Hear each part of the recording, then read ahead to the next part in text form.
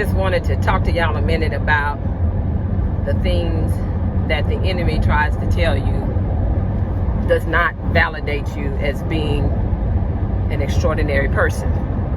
And one of the things that you need to know and you need to understand is that people will convince you that success is measured by what is successful in the world. You're successful if you have the best job. You're successful if all your kids are doctors and lawyers and all those things. You're successful, if you are number one at all times, and you are your best, and you are the most successful when you have great money in your pocket and you have opened up major businesses or many businesses, et cetera, et cetera, et cetera. But what about the housewife that just trying to feed her family and trying to make sure that her kids are okay and her husband is well? What about the single woman who's doing all of those things by herself and with the children? And what about the children that fell off by the wayside? They're doing a little bit better now, but they went through the addiction, and they went through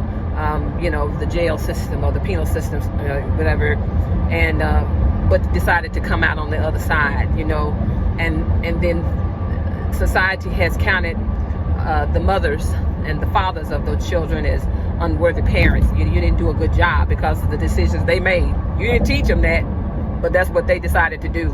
Or society has judged, the children unredeemable because they have made the choices that I have. But you know what?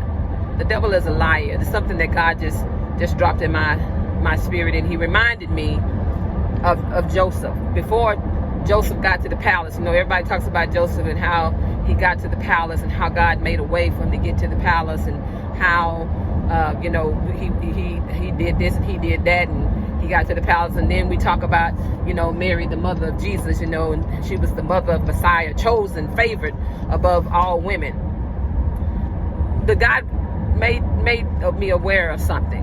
One of the things he said, Joseph wasn't extraordinary because he made it to the palace. Joseph was extraordinary because he didn't quit in the pit. He didn't give up when it was at his darkest time. He didn't stop going, stop believing, and stop trying to fulfill or see the dream be fulfilled that God had already given him. He had already been told what he was going to do and what was going to happen. Or do you have the tenacity to believe what God says when you're in the pit, or when you're in prison, when you're bound by your own thoughts and bound by your own shortcomings and bound by the things that you see, the lack that you don't have, and how am I going to do this and how this going to happen? And sometimes the stuff that you ain't supposed to do is just for you to believe. So he wasn't extraordinary because he got to the palace. He was extraordinary way back in the pit. The mother of Jesus, Mary. Mary wasn't extraordinary because she was at the foot of the cross as the mother of the Messiah. That was already told that God was going to do. But Mary was extraordinary because she carried him. She was an unmarried virgin, carrying a baby that she didn't ask for, in shame. She didn't go have no abortion. She didn't just stop living. She didn't stop believing what God had said. All that stuff had manifested, but she kept showing up. She kept going. She kept doing.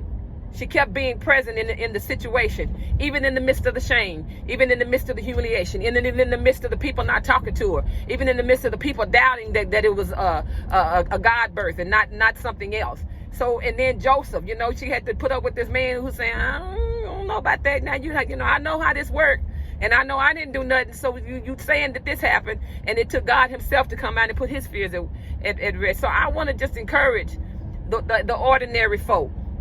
That's what the world has called you, ordinary. But you're not. You're extraordinary. It's wonderful to be on top when you get there. It's a whole nother thing to stay in the race in the midst of your most trying times. And then God said, just remind them, once you enter the race of life, you're gonna have some pit stops. But it takes an extraordinary person to get up and keep going. So I just wanted to encourage you and remind you, you're extraordinary. Might be at a pit stop, but get up, keep going. Get up, keep going. God bless.